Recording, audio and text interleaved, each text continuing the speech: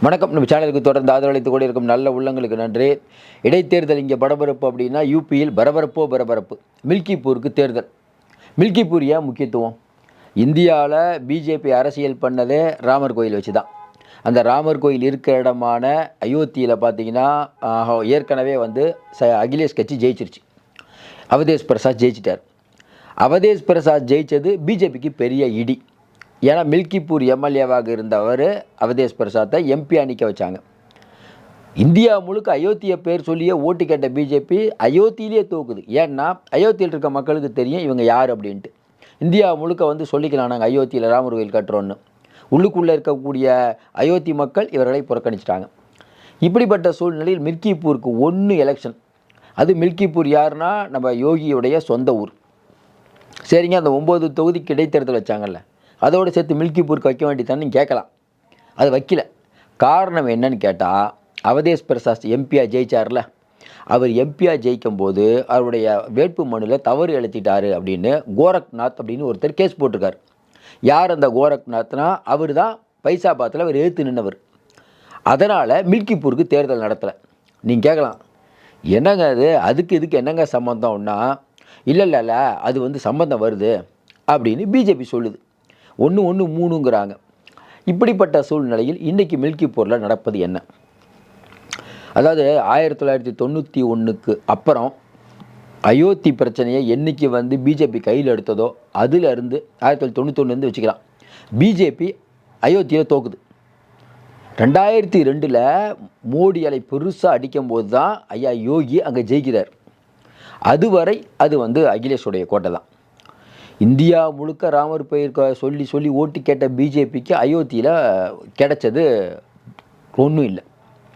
இப்படி போயிட்டு இருக்கும்போது என்னென்னா, பிஜேபி கண்டிப்பாக இந்த தடவை ஜெயிக்கணுன்ட்டு போன தடவை எம்பியில் படாத பாடுபடுறாங்க.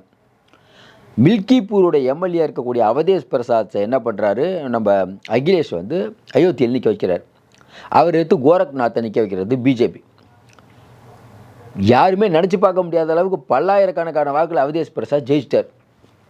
ஜெயிச்சது மட்டும் இல்லை, இப்போ மில்கிப்பூருடைய அவர் தான் ரிசைன் பண்ணார்.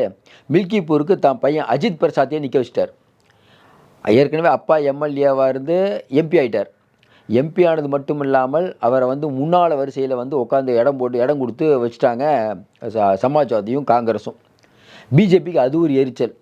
நாங்கள் ராமர் கோயில் அப்படின்னா எந்திரிச்சு அவர் உட்காந்து, எப்பா ராமர் கோயிலாம் எங்களுக்கு தெரியும், நான் தான் எம்பி, நீங்கள் அங்கே பண்ணதான் எங்களுக்கு தெரியும், அதனால தான் நான் ஜெயிச்சேன்னா எந்த மூஞ்சை வச்சுக்குவார் அமித்ஷாவும் மோடியும்.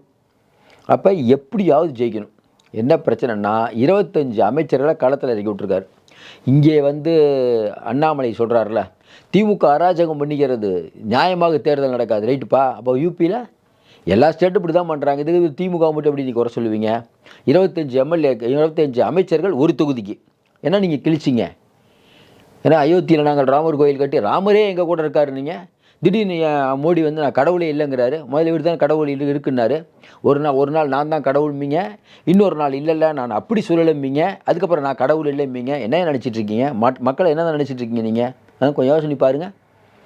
தொடர்ந்து நம்ம சொல்கிறோம், இன்றைக்கி இருக்கக்கூடிய சூழ்நிலையில் பிஜேபிங்கிறது தமிழ்நாட்டில் வளரக்கூடாத ஒன்று. சீமான் மாதிரி ஆட்கள் அவர்கள் துணை போடுவது ரொம்ப வருத்தம் அளிக்கக்கூடிய விஷயம். கொஞ்ச நாளைக்கு முன்னாடி கூட நம்ம சீமானை பற்றிலாம் சொன்னோம். பிஜேபி ஒரு ஒரு ஒரு பிஜேபியே உங்களை பாராட்டுதுன்னா என்னங்க அது, நீங்கள் பிஜேபியோட பி டீம்னு சொல்கிறது உண்மையான மாதிரி பேசுகிறீங்களே. இந்த மாதிரிலாம் நடந்தால் என்ன சொல்கிறதுனே தெரில. நாம் தமிழர் நல்லா வந்தாங்க, மொத்தமாக போச்சு இந்த மேட்டரில். இது தேவையில்லாத வேலை. மறைந்த தலைவர்களை இழிவுபடுத்துகிறாங்க. இதுதான் பிஜேபியோடைய ஆசை. யாராவது அது நம் கண்ணை வைத்து நம்மை குத்துவது. பிஜேபிக்காரங்க சொன்னால் அடித்து விரட்டிடுவோன்னு தெரியும். நம்ம ஆளுங்களை விட்டு பேச வைக்கிறாங்க. அதுக்கு நீங்கள்லாம் இறையாகிட்டிங்கன்னா என்ன தான் சொல்கிறது? பெண்ணுரிமைக்காக பாடுபட்ட தந்தை பெரியார் இவ்வளோ கொச்சப்படி பிஜேபிக்காரங்க கூட இந்த மாதிரிலாம் பேசலிங்க. ரொம்ப வருத்தமாகுது அவர் நினச்சா. நமக்கு இப்படிலாம் என்ன இதே ஜெயலலிதாமா கலைஞர்லாம் இருந்தால் பேசிடுவீங்களா சார்? நீங்கள் கொஞ்சம் யோசனை பாருங்கள். ஐயாவுடைய அறிக்கை தான் சூப்பரான அறிக்கை. ஐயா ராமதாஸ் நம்ம படித்தோம், ரொம்ப நல்லா இருக்குது. அதே மாதிரி திருமாவளவன் அருமையான அறிக்கை. ஐயா பிஜேபி கூட்டணியில் இருந்தால் சரியாக பேசியிருக்காரு. உண்மையிலே அவருக்கு ஒரு நன்றி. இப்போ நம்ம கோரக்பூர் வந்துடும். ஏன் மாற்றி போட்டோம்னா, நமக்கு பிஜேபி பற்றி பேசினாவே ஒரு ஸ்டேட்லேயாவது இவங்க நல்லா பண்ணுறாங்களாங்க. சென்ட்ரல்லையும் நல்லா பண்ணுறதில்ல. 10 ஓட்டு இருக்க இடத்துலையும் இதே பஞ்சாயத்து தான், 10,000 ஓட்டு இருக்க இடத்துலையும் இதே பஞ்சாயத்து தான். மொத்தமாக இந்த கட்சி இந்தியா விட்டு அகற்றப்பட வேண்டிய கட்சின்னு சொல்லலாம். இன்றைக்கி இருக்கக்கூடிய நிலைமையில் கோரக்பூர் அப்படிங்கிற ஒரு தொகுதியில் எலெக்ஷனு. நீங்கள் உண்மையிலேயே நியாயமானவர்களாக இருந்தால் ஏற்கனவே இடைத்தேர்தல் நடந்ததில் அப்பயே வைக்க வேண்டியதானே? ஏன் அதை மட்டும் நிறுத்துறீங்க? ஏன்னா உங்களுக்கு தெரியும் தோற்றுருவாங்கன்னு. அங்கே நிற்கக்கூடிய அஜித் பிரசாத் கண்டிப்பாக ஜெயிக்க போகிறார். இப்போவும் சொல்கிறேன், ஜெயிக்க போகிறார். இடைத்தேர்தல் யோகி தான் புல்டோசர் பாபான்னு பெரிய இமேஜ் வச்சுருக்க நீங்கள் 25 அமைச்சர்களை களத்தில் இறங்கிறீங்க. மொத்தமாக எல்லா படையும் எடுக்குது. ஒரு தொகுதி மொத்தம் இருக்க 400க்கு மேற்பட்ட தொகுதியில் ஒரு தொகுதியில் எலெக்ஷனுங்க. ஜெயிச்சு காட்டுங்க பார்ப்போம். என்னங்க பிரச்சனைன்னு கேட்டால், சார் அயோத்தியில் இவங்களுடைய போலியான வேஷம் தெரியும் சார். என்ன தாங்க பண்ணுறாங்க? ஒன்றும் பண்ணலைங்க. அயோத்தியில் ராமர் கோயில் கட்டுறாங்க அங்கே இருக்கக்கூடிய நிறைய இடத்த ஆட்டையை போட்டாருங்க. யோகி அவங்க சொந்தக்காரங்களாம் ஆட்டையை போட்டாங்க. இவர் ஏதோ யோகிங்கிறாரு. அதாவது மோசமான ஆளாக இருக்கான் அந்த ஆள். அப்படி தான் சொல்கிறாங்க. அங்கே இருக்கக்கூடிய இஸ்லாமியர்களுடைய இடத்தெல்லாம் எடுக்கிறேன்னு சொல்லிட்டு பார்த்தா இந்துக்களோட இடம் நிறையா போயிடுச்சு. இந்துக்களே ஒன்று கூடுங்க, ராமருக்கு கோயில் கட்டுறோம். ராமருக்கு கோயில் கட்டுறது ரைட்டுப்பா, உன் இடத்துல கட்டுப்பா. எங்களுடைய கடையெல்லாம் இடிச்சிட்டிங்களே. மக்களுடைய வாழ்வாதாரம் பெருசா, கடவுள் நம்பிக்கை பெருசா? நம்ம எப்பயும் ஒரு வார்த்தையை சொல்லுவோம், மனுஷனுக்கு சோறு இல்லைன்னு வச்சுக்கோங்களேன், கடவுளாவது அது சோறு தான் முக்கியன்றுவாங்க. மனிதனை நினைக்கணுங்க ஃபஸ்ட்டு, கடவுளை நினைக்க வேணாங்களா? முதல்ல மனிதன் நினைங்க. இன்றைக்கி இருக்கக்கூடிய சூழ்நிலையில் கோரக்பூரில் இப்போ பிரச்சனை.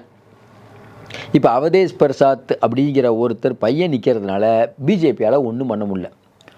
இழந்த செல்வாக்கை மீட்கணும்னா நீங்கள் எப்போ செல்வாக்காக இருந்தீங்கிறது கேட்க தோணுது. மற்ற இடத்துல செல்வாக்காக இருந்தீங்க, கோரக்பூரில் செல்வாக்கே இல்லை. குறிப்பாக அயோத்தியில் செல்வாக்கே இல்லை.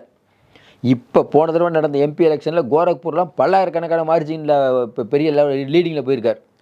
பின்னாடி இந்த பிஜேபி ரொம்ப பின்தங்குது. நீங்கள் முக்கி திணறி என்ன பண்ணாலும் ஜெயிக்க முடியாது. அதாவது உருண்டு பிறண்டால் ஒற்றை மணி தான் விட்டுங்கிறல அந்த கதை தான். என்ன பேசுகிறேன்னா, இன்றைக்கி இருக்கக்கூடிய சூழ்நிலையில் அங்கே தேர்தல் நடத்தினால் கண்டிப்பாக அகிலேஷ் ஜெயிப்பார்கிறதால தான் தள்ளி போட்டாங்க. இப்போ 25 எம்பிக்களை வச்சு யோகியை நேராக கண்காணிக்கிறார். அதையும் தாண்டி ராமர் கோயில் கட்டி 1 வருஷம் ஆச்சுன்னு அங்கே இருக்கக்கூடிய நிறையா பூஜைலாம் கூப்பிடுவாங்கள்ல, சங்கராச்சாரியார் அவங்களெல்லாம் கூப்பிட்டு பெரிய யாகம். நம்ம ஒரே ஒரு சந்தேகம் தாங்க, யாகம் நடத்துகிறீங்க, ராமர் கோயில் கட்டிட்டீங்க, அப்புறம் வேறு என்னென்னமோ பண்ணுறீங்க. ராமர் உங்களுக்கு ஸ்ட்ரெயிட்டாக அருள் பாதிப்பாருங்கிறீங்க. ஏங்க ராமர் உங்களை ஜெயிக்க வைக்கல? கொஞ்சம் யோசனை பாருங்கள். ராமர் கோயில் கட்டினதுக்கப்புறம் பிஜேபி மெஜாரிட்டி இல்லையே, யாராவது யோசிச்சிங்களா? நீங்கள் தானே சொல்கிறீங்க கண்டிப்பாக ராமர் நல்ல தீர்ப்பை கொடுப்பார். நம்ம என்ன சொல்கிறோம், ராமர் நல்ல தீர்ப்பை கொடுப்பானா மக்கள்கிட்ட ஏன் சார் ஓட்டு கேட்குறீங்க? ராமர்கிட்டே கேட்ட வேண்டியதானே? ராமர் கோயிலே உட்காந்து ஐயா நீங்கள் பார்த்து நமக்கு ஓட்டு போட்டுருன்னா அவர் சேர்த்து அமெரிக்க ஜனாதிபதியாக கூட ஆக்கி விட்ருவார் யோகியா. எதுக்கு நீங்கள் இந்தியாவை மட்டும் ட்ரை பண்ணுறீங்க? அதாவது கேட்குறவன் கேனை நடந்தால் என்ன வேணால் சொல்லலான்னு பேசும்போது தான் ரொம்ப வருத்தமாகுது. இப்போ முல்கிப்பூரை மட்டும் நீங்கள் மையமாக வைத்து பிஜேபி போடக்கூடிய ஆட்டம் இன்றைக்கி பெரும்பாலான கருத்து கணிப்பு. அதுவும் இல்லாமல் எவர் ஒரு பாயிண்ட்டை பிடிச்சிட்டார். யார்? நம்ம அகிலேஷ் என்ன சொல்கிறாரு, ஒன்றும் பிரச்சனை இல்லை, இந்த 9 தொகுதி நீங்கள் ஜெயிச்சும்போது என்ன ஜெயிச்சிங்க? சிசிடிவி கேமரா, அங்கே இருக்கக்கூடிய தேர்தல் அலுவலர் எல்லாம் மூடு மந்திரமாக இருந்தது. மில்கிப்பூரில் மட்டும் அங்கே இருக்கக்கூடிய சிசிடிவி கேமரா, தேர்தல் அலுவலர் பார்வையிட வேண்டும், ஒவ்வொரு பூத்தில் என்ன நடக்குதுன்னு எங்களுக்கு தெரிய வேண்டுங்கிறாங்க.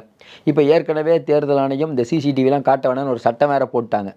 அப்படி ஏதாவது பண்ணால் கண்டிப்பாக சண்டை தான், அடிதடியாக நடக்கும். எழுதி வச்சுக்கோங்க. மில்கிப்பூரில் அகிலேஷ் ஆட்கள் அதிகம், யோகி ஆட்கள் கம்மி. நீங்கள் எவ்வளோ தான் போலீஸை போட்டுருவீங்க? நீங்கள் எவ்வளோ போலீஸ் போடுவீங்க? 50,000 1,00,000 போலீஸ் போடுவீங்களா? முதல்ல அது தமிழ்நாடு இல்லை, அது மோசமான கூட்டம். அது அகிலேஷ் சொன்ன மாதிரி எங்கள் ஆளுங்கள்லாம் கட்டுப்படுத்த முடியாதுன்ட்டார். உண்மைதான் அது. அங்கெல்லாம் போய் நம்ம நண்பர் கூட இருந்தார், அங்கெல்லாமே ஒன்றும் பண்ண முடியாது சார், அடிச்சிடுவாங்க. ஒன்றும் பேச்சே இல்லையா, அடி தான். அதனால் இன்றைக்கி இருக்கக்கூடிய சொல்லி பிஜேபிக்கு என்னென்னா ஆளே இல்லாத கிரவுண்டில் ஆள் இருந்தால் நீங்கள் எத்தனை போலீஸை வச்சு என்ன மிரட்டினாலும் இன்றைக்கி அகிலேஷுடைய ஆட்டம் வேகமாக ஆடிக்கொண்டிருக்கிறார். மில்கிப்பூரில் பிஜேபி ஒன்று பண்ணலாங்க, ஜெயிச்சா ஒரு 1000-500 மார்ஜினில் ஜெயிக்கலாம். அது ரொம்ப வன்முறையெல்லாம் யூஸ் பண்ணலாம். இல்லைனா கண்டிப்பாக தலைகீழாக நின்னாலும் தள்ளி குடித்தாலும் மில்கிப்பூரில் அவங்க தோக்கிறது நிச்சயம். இவங்க அயோத்தின்னு சொல்லிட்டு இருந்தாங்கள்ல, அந்த அயோத்தியில் இருக்கக்கூடிய மில்கிப்பூரிலே தோற்கிறார்கள். ஏற்கனவே நாடாளுமன்றத்தில் அயோத்தியில் தான் தோத்தார்கள். மறுபடியும் நம்ம சொல்கிறேன், எழுதி வச்சுக்காங்க. இன்றைக்கி இருக்கக்கூடிய சூழ்நிலையில் பிஜேபி ஏதோ ஒன்று நினைக்கிறது. நீங்கள் ரொம்ப வேகமாக உச்சாணி கும்பல இருக்கீங்க. தமிழ்நாடு சிஎம்மை பார்த்து ஆணவமாக பேசுகிறேன்னு நம்ம இவர் சொல்கிறாரு, ஆளுநர் சொல்கிறாரு. இன்னொரு பக்கம் அண்ணாமலை வந்து பெரியாரை பற்றி நான் காட்டட்டுமான்னு இதை இவர் 10,000 புக்கு படித்து கிழிச்சிட்டார். எல்லாத்தையும் படித்து 20,000 புக்கு படித்தவர். மறைந்த தலைவர்களை கேலி பண்ணிட்டு இருக்கீங்க. உங்களுடைய தலைவர் சவார்கர் அவர்கள் மன்னிப்பு கடிதம் எழுதி கொடுத்தவர்கள். தமிழர்கள் யாரும் அந்த மாதிரி மன்னிப்பு கடிதம் எழுதி கொடுத்தவர்கள் இல்லை. சவார்கர் பரம்பரையில் வந்தவர்களுக்கு பெரியாரை பற்றி பேசுவதற்கு துளி கூட அருகதையே இல்லை. நம்ம மற்ற மேட்டர் பேசும்போது ஏன் இவ்வளோ கோபமாக பேசுகிறோம்னா, சீமானவருடைய பேச்சு நமக்கு ரொம்ப உண்மையிலேயே மன வருத்தமாகுது. இப்படி ஒரு ஏன்னாங்க சங்கிகள் பேச வேண்டியதெல்லாம் நீங்கள் பேசிகிட்டு இருக்கீங்க. யூபியை பேசினாலும் இடையில நீ இவங்களும் வராது. யூபியில் இவர்கள் மண்ணை கவ்வது நிச்சயம். மீண்டும் சந்திப்போம். நன்றி, வணக்கம்.